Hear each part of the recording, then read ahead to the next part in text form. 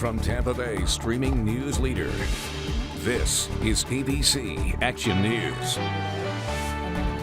I'm Dee O'Reilly. Expect a warm day across the Bay Area today. Shay will have your full forecast coming up. But first, I want to get to your ABC Action News headlines. Tampa police say a female officer was ambushed while responding to an alarm call at an auto parts store on 50th Street.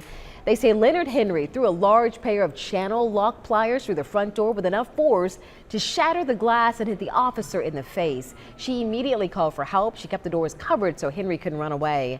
Backup officers arrested Henry. He's now facing multiple charges, including aggravated battery on a law enforcement officer. The injured officer had to get 8 stitches over her left eye.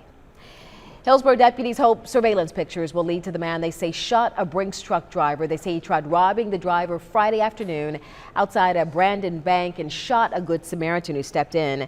Investigators are now trying to figure out if this is the same guy who's suspected of carrying out 5 armed robberies across Tampa Bay since October. Deputies also think this guy is behind 2 carjackings in St. Pete. There's a $35,000 reward for information that leads to his arrest. The Lakeland police officer found unresponsive in his cruiser last week is going to be laid to rest tomorrow.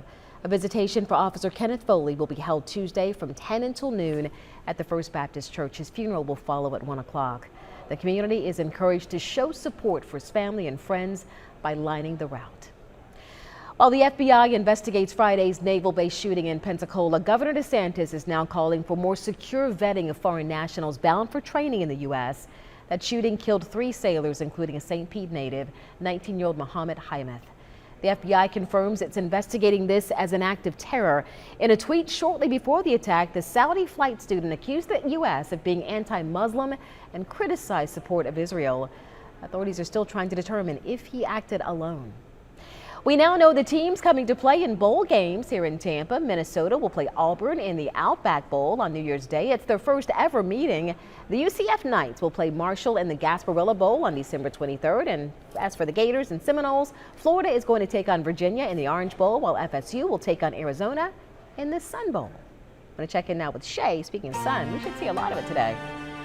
Really looking like a great day ahead. We've started off beautifully, and through the rest of the day we're going to remain on the dry side. Lots of sunshine. Of course, we do have quite a bit of humidity out there, so as we reach those highs in the low 80s, it is going to feel pretty steamy. And then the temps are going to quickly get back into the 70s once we get past sunset tonight. And we do remain on the dry side starting off tomorrow, much like we did today. Dia? Thank you, Shay.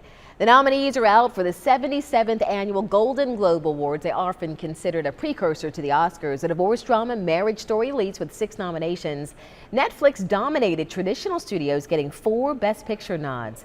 As for actors, former Oscar winners Kate Blanchett, Al Pacino, and Tom Hanks all received nominations. You can get news all day long now on your favorite streaming device. Just download the free ABC Action News app on Roku, Amazon Fire TV, Android TV, or Apple TV.